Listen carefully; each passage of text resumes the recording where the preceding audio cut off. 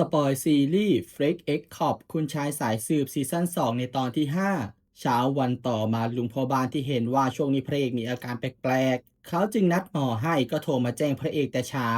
แต่พระเอกก็ไม่ยอมไปบอกเขาไม่เป็นอะไรซะหน่อยไม่เห็นที่เขาจับคนร้ายได้หรอพอได้ยินลุงพ่อบ้านขอร้องให้ไปตรวจบอกเขาเป็นห่วงพระเอกจริงๆนะพระเอกก็บ่นกลับว่างั้นลุงพ่อบ้านก็ไปตรวจก่อนสิแล้วเขาจะตามไปด้วยทีหลังผู้จบก็รีบขอตัวไปทำงานเป็นตำรวจต่อ ซึ่งยังไปไม่ถึงไหนอาการปวดหัวมึนงงของพระเอกก็กำเริบขึ้นมาอีกครั้งทำเอาพระเอกนั้นต้องรีบตั้งสติตัดภาพมาทางโรงแรมโรสบัตที่วันนี้ยุ่งสุดๆเพราะว่าเป็นวันไวท์เดย์วันแห่งความรักที่ชายหนุ่มต้องมอบของขวัญและความรักให้ฝ่ายหญิงทำให้โรงแรมชื่อดังแห่งนี้มีคู่รักจองจนเต็มแต่ก็มีคู่รักคู่หนึ่งจองไม่ทันเลยขอร้องให้พนักงานต้อนรับชายช่วยหาห้องว่างให้หน่อยแล้วก็ดันบังเอิญมีห้องว่างเหลืออยู่1 ห้องพอดีด้วย จนคู่รักดีใจสุดๆพากันอุ้มเข้าห้องไป แต่แล้วก็พบว่าภายในห้องแห่งนี้มีร่างของพนักงานหญิงนอนเสียอยู่เลนซะฝ่ายชายรีบโยนแฟนทิ้งแล้วก็วิ่งหนีออกไป ขณะเดียวกันพระเอกที่มาสถานีตำรวจก็พบว่าวันนี้รองสารวัตรพักลางานแถมยังลาตรงกับวันไวท์เดย์จนเขาสงสัยสุดๆว่าไปกับสาวคนไหนกันแน่จ่าที่รู้ความจริงอยู่แล้วเลยรีบแก้ตัวให้ว่ารองสารวัตรพักไปกับแม่น่ะในตอนนั้นเองนางเอกก็เข้ามาแจ้งว่ามีคดีใหม่เข้ามา พบร่างหญิงสาวที่โรงแรมโรสบัตทำให้ทั้ง3พากันไปที่นั่นในทันทีและพบกับพนักงานต้อนรับชายแต่ยังไม่ทันได้ถามอะไรผู้จัดการโรงแรมที่เห็นว่าตำรวจมาก็อาสาพาไปดูที่เกิดเหตุห้อง709นี้ด้วยตัวเองจังหวะนั้นเองจ่ากับพระเอกก็หันไปเห็นว่ารองสารวัตรพักเดินควงแขนหมอยุทธมาที่โรงแรมนี้เช่นกันเลนซะทั้งสองที่เห็นทีมเช่นเดียวกันดีดตัวแยกออกไปคนละทางแทบไม่ทันจ่าจึงรีบพูดขึ้นว่าเขาเป็นคนโทรตามรองสารวัตรพักให้มาช่วยสืบคดีนี้เองแหละ เห็นแบบนั้นพระเอกเลยแกล้งทักหมอยุนที่นั่งปิดหน้าปิดตาอยู่ว่าแล้วหมอสาวล่ะมาทำอะไรที่นี่แต่ก็ไม่สนใจคำตอบของอีกฝ่ายสักนิดผู้ชวนให้หมอยุนร่วมตรวจสอบร่างของเหยื่อด้วยกันในทันทีก่อนจะพากันหัวเราะกับจ่าแซวว่าทั้งสองมาทำอะไรกันที่โรงแรมในวันไนท์เดย์กันนะจากนั้นเมื่อทีมพากันมาถึงห้อง709หมอยุนก็เริ่มวินิจฉัยว่าพนักงานสาวคนนี้เสียแล้วไม่ต่ำกว่า12ชั่วโมงมีแผลถูกแทง3จุด ส่วนที่ว่าทำไมถึงมีเลือดออกมาน้อยต้องไปตรวจสอบอย่างละเอียดอีกทีหนึ่งจากนั้นนางเอกก็เริ่มสอบปากคำทีละคนโดยเริ่มจากคู่รักที่พบร่างของพนักงานสาวคนนี้กันก่อนและได้รู้ว่าทั้งสองได้ห้องพักในวันไวท์เดย์ที่ปกติจะเต็มจนล้นและพบร่างของพนักงานสาวในนั้นทำเอาพระเอกที่ได้ฟังสงสัยในหลายๆจุดแต่การสอบถามก็ต้องหยุดลงเพราะว่าคู่รักเริ่มทะเลาะกันเองเรื่องที่แฟนหนุ่มทิ้งแฟนสาวเอาไว้ในห้องเพราะว่าตกใจไม่นานเพื่อไม่ให้ข่าวเสียหายนี้แพร่ออกไป ผู้จัดการก็นำบัตรกำนันเข้าพักห้องสวีทฟรีพร้อมอาหารเครื่องดื่มไม่จำกัดมาให้คู่รักหลังจากนั้นพระเอกที่เห็นเหล่าแม่บ้านก็ขอตัวไปตรวจสอบทำเอาพวกแม่บ้านที่พอรู้จักพระเอกอยู่ก่อนแล้วจากในข่าวดีใจสุดๆที่ได้เห็นตัวจริงบวกกับทักษะการเข้าหาผู้อื่นของพระเอกเหล่าแม่บ้านเลยให้ความร่วมมือดีสุดๆพระเอกจึงได้ข้อมูลมาเพียบว่าพนักงานสาวที่เสียไปนั้นสวยจนมีหนุ่มๆมาจีบตลอดส่วนคนน่าสงสัยในช่วงนี้คือคนที่ขี้เร่อยู่ห้อง701ได้ยินมาว่าเป็นทายาทแชร์โบด้วย และอยู่ห้องสวีท701แห่งนี้มา3 สัปดาห์แล้ว เอาแต่เรียกใช้งานพนักงานสาวและจ้องแบบหน้าคนลุก ขณะเดียวกันนางเอกที่เข้ามาสมทบกับทีม เธอก็ได้ข้อมูลการทำงานของพนักงานสาว และได้รู้แล้วเช่นกันว่าช่วงนี้ห้อง701เรียกใช้พนักงานสาวคนนี้บ่อยมากๆ แถมกล้องของชั้น7ยังเสียอีก นางเอกและผู้ส่วนผู้จัดการยังไม่เชื่อว่าโรงแรมระดับ5 ดาวทิ้งให้กล้องเสียตั้ง2 เดือนโดยไม่ซ่อมเนี่ยนะมันดูไม่สมเหตุสมผลเลยสักนิด เธอจึงสั่งให้รองสารวัตรกับจ่าไปแจ้งข่าวร้ายให้ครอบครัวพนักงานสาวทราบเพื่อดูว่าจะได้ข้อมูลอะไรเพิ่มเติมไหมก่อนจะโทรไปหาสายสืบรุ่นน้องที่เก่งด้านคอมให้ช่วยเจาะระบบกล้องของโรงแรมโรสบัตเพื่อเช็คว่ากล้องของชั้น7ถูกปิดระบบไปเมื่อไหร่แล้วปิดทำไมพอวางสายไปก็เป็นจังหวะที่พระเอกออกมาหาเธออย่างเร่งรีบพอดีเพื่อชวนกันไปตรวจสอบห้อง701ที่ชอบเรียกใช้พนักงานสาวแต่แล้วเมื่อผู้เช่า701เปิดประตูออกมาพระเอกก็ต้องแปลกใจสุดๆ เพราะเขาคนนั้นคือรุ่นน้องชุนชิกทายาทคนเดียวของชุนชิกฟู้ดตระกูลแชโบเหมือนกันกับพระเอกและพอพากันเข้าไปในห้องชุนชิกก็บอกสาเหตุที่เขานอนตื่นสายขนาดนี้ว่าเมื่อวานเกิดเรื่องเศร้าเขาอยู่ที่ห้องนี้มา3 สัปดาห์แล้วเพราะเจอรักแรกพบในวินาทีที่เขาได้เจอกับพนักงานสาวเขาก็ตกหลุมรักเธอคนนี้ในทันทีจึงหาข้ออ้างให้เธอมาที่ห้องบ่อยๆพระเอกเลยพูดขัดว่าแบบนั้นชาวบ้านเรียกว่าโรคจิตนะแถมหน้าตายังดูเป็นคนร้ายสุดๆอีกด้วยพอเห็นว่าเริ่มไปไกลนางเอกเลยชวนพูดเข้าเรื่องว่าเมื่อวานเกิดอะไรขึ้นกันแน่ชงชิกก็ยอมบอกว่าเมื่อวานเขาสารภาพรักเขาซ่อนความรู้สึกเอาไว้ไม่ไหวอีกต่อไป ถ้าพนักงานสาวตกลงที่จะคบกันวันไว้เดย์นี้ก็จะกลายเป็นวันครบรอบของเรา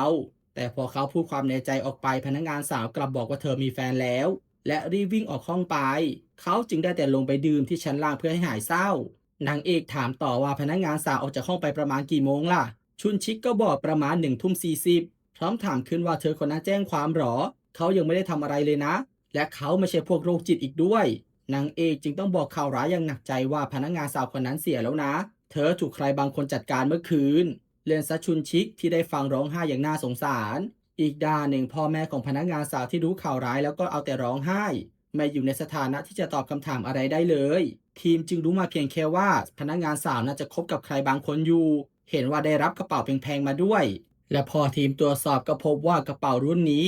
หายากซะจนมีเงินอย่างเดียวหาซื้อไม่ได้ด้วยซ้ำขณะเดียวกันลุงพอบานก็มาโรงพยาบาลเพื่อตรวจบางอย่างด้วยความเศร้าสุดๆแต่เขาก็ยิ้มสู้และหลังตรวจก็จะรู้ผลในอีก2-3 วัน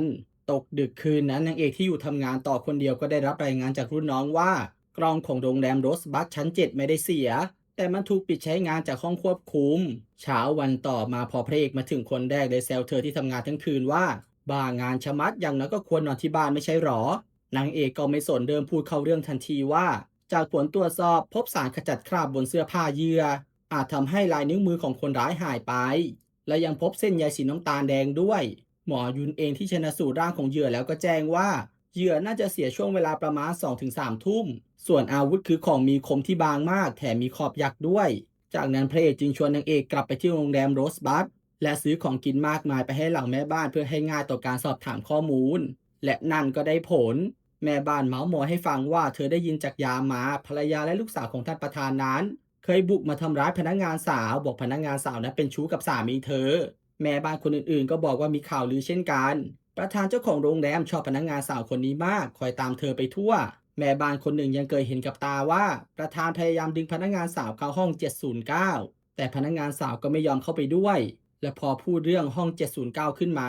แม่บ้านอีกคนก็บอกว่าน่าแปลก เธอถูกสั่งให้เข้าไปทำความสะอาดห้องนั้นสัปดาห์ละครั้งทั้งที่ไม่มีใครเข้าพักมา2 เดือนแล้ว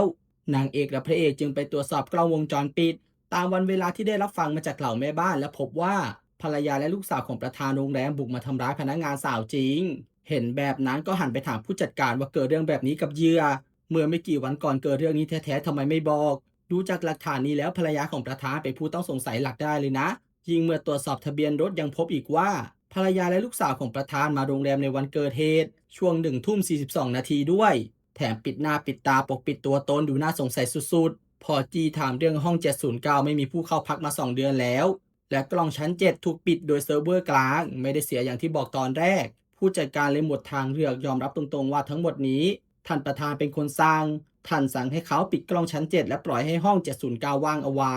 ส่วนสาเหตุนั้นผู้จัดการเองก็ไม่ทราบ เมื่อทีมกลับมารวมตัวกันครบนางเอกเลยสั่งให้รองสารวัตรและจ่ารอสอบสวนประธานที่กำลังจะมาในช่วงบ่ายนี้ส่วนเธอและพระเอกจะแยกไปสอบสวนภรรยาและลูกสาวของประธานจนเมื่อได้เจอกันภรรยาประธานที่คิดว่าพนักงานสาวแจ้งความเธอก็โวยวายว่าจะฟ้องก็ฟ้องมาเลยเธอก็จะฟ้องกลับเช่นเดียวกันยิ่งพูดก็ยิ่งโมโหและเริ่มเล่าให้ตำรวจทั้งสองฟังว่าเธอรู้มาจากเพื่อนสาวสามีของเธอขอให้ช่วยหากระเป๋ารุ่นลิมิเต็ดให้ เธอก็คิดว่าจะซื้อมาให้เธอเลยเหรอที่ไหนได้สามีเธอกลับซื้อให้พนักงานสาวคนนั้นซะงั้นพูดจบก็ให้ดูรูปที่นักสืบแอบถ่ายมาได้แล้วบอกเห็นแบบนี้แล้วใครจะไม่โมโหส่วนที่ว่าทำไมต้องให้นักสืบคอยตามดูสามีนั้นเพราะสามีเธอแปลกๆมา2-3 เดือนแล้วหุบยิ้มไม่ลงแถมมือตลอดเวลาดูยังไงก็อาการของคนนอกใจแบบนี้แล้วยังจะกล้ามาฟ้องเธอที่เป็นภรรยาตัวจริงอีกหรอนางเอกจึงแจ้งข่าวว่าตอนนี้พนักงานสาวเสียแล้วนะได้ยินแบบนั้นแม่ลูกก็ตกใจ ส่วนประธานโรงแรมที่รู้ว่าพนักงานสาวถูกจัดการในห้อง709ก็ถึงกับชะงักยิ่งพอถูกถามต่อว่าเก็บห้องนั้นไว้ทำไมไม่ปล่อยให้ลูกค้าเข้าพักประธานที่เงียบไปสักพักก็บอกว่าเขาเก็บเอาไว้ใช้เองเนื่องจากช่วงนี้กำลังเตรียมเปิดโรงแรมใหม่เขาที่งานเยอะเลยต้องนอนค้างที่นี่บ่อยๆแต่นี่ใกล้จะถึงช่วงไว้เดย์แล้วเลยให้ลูกค้าเข้าพักได้บ้างทีมก็ถามต่อว่าประธานซื้อกระเป๋าสุดหายากให้พนักงานสาวใช่ไหมมีข่าวลือว่าประธานชอบเธอนี่ประธานจึงยอมรับว่าชอบจริง แต่เขาไม่ได้ทำอะไรเธอคนนั้นเลยรองสารวัตรพักได้ยินแบบนั้นจึงบ่นว่ามีที่ตั้งมากมายแต่ดันเกิดเหตุในห้อง709ที่ท่านประธานใช้เป็นการส่วนตัวแถมเกิดตอนไหนไม่เกิดไปเกิดตอนกล้องวงจรปิดชั้น7ดับ เลยไม่สามารถระบุตัวคนร้ายได้พอได้ยินแบบนั้นประธานก็ทำหน้างงบอกเขาไม่รู้เรื่องที่กล้องวงจรปิดดับเลยนะตัดภาพกลับมาทางภรรยาและลูกสาวของประธานกันบ้างตอนนี้ทั้งสองก็กำลังถูกถามเรื่องปิดหน้าปิดตาปลอมตัวไปที่โรงแรมช่วงเวลา1 ทุ่ม 42 นาทีในวันเกิดเหตุภรรยารีบพูดอย่างร้อนใจว่าเธอกับลูกสาวแค่จะไปจับให้ได้คาหนังคาเขาก็เท่านั้นพวกเธอจะกล้าไปจัดการใครทิ้งได้ยังไงประธานสามีเธอสาบานว่าไม่มีชู้ และสัญญาว่าจะกลับบ้านไวแต่เย็นวันนั้นไม่รับสายเธอเลยบ้านก็ไม่ยอมกลับพอบุกไปที่ออฟฟิศสามีก็ไม่พบจึงไปที่ห้องรปภเพื่อขอดูกล้องวงจรปิดและเห็นว่าสามีกำลังไปที่ชั้น7เวลาประมาณ1 ทุ่ม 50 นาทีเธอและลูกสาวจึงรีบตามไปกดกริ่งเรียกทุกห้องแต่ก็ไม่พบเนื่องจากกล้องวงจรปิดชั้นนั้นเสียไม่รู้ว่าไปห้องไหนแต่ก็ไม่พบเลยรีบกลับไปดูที่ออฟฟิศเวลาประมาณ2 ทุ่ม 20 นาทีพบว่าสามีอยู่ในห้องกำลังด่าพนักงานต้อนรับชายอยู่ นางเอกจึงรีบโทรไปบอกให้ทีมทางโรงแรมไปถามพนักงานต้อนรับชายคนนั้นเพื่อยืนยันคำพูดซึ่งก็ได้คำตอบว่าเขาถูกประธานเรียกไปคุยจริงโดยมีภรรยาและลูกสาวประธานเปิดประตูตามหลังเข้ามาตกดึกคืนนั้นทีมที่กลับมารวมตัวกันก็ได้ข้อมูลจากทีมตรวจสอบเพิ่มเติมว่าไม่พบร่องรอยการกระเด็นของเลือดภายในห้อง709เลยแม้แต่น้อยคาดว่าเหยื่อไม่ได้ถูกจัดการในห้องนั้นพระเอกและนางเอกจึงรีบเดินทางไปโรงแรมอีกครั้งพร้อมโทรหาเหล่าแม่บ้านเพื่อให้ช่วยเช็คว่า พบอะไรน่าสงสัยตอนทำความสะอาดห้องอื่นๆบ้างไหม เป็นจังหวะเดียวกับที่ชงชิกเก็บของออกจากห้องไปพอดี แม่บ้านคนหนึ่งเลยเข้ามาทำความสะอาดและพบเข้ากับคราบบางสิ่งที่มีสีแดงกระเด็นติดอยู่บนผนังหลังผ้าม่าน แม่บ้านจึงรีบโทรไปรายงานให้พระเอกทราบ เป็นจังหวะเดียวกับที่พระเอกเห็นรถของชงชิกขับออกมาจากโรงแรมพอดี เขาเลยไล่ตามในทันทีพร้อมทั้งเปิดไซเรนและพูดผ่านลำโพงบอกให้ชงชิกนั้นหยุดรถแต่อีกฝ่ายก็ยิ่งขับรถหนีพวกเขาเร็วขึ้น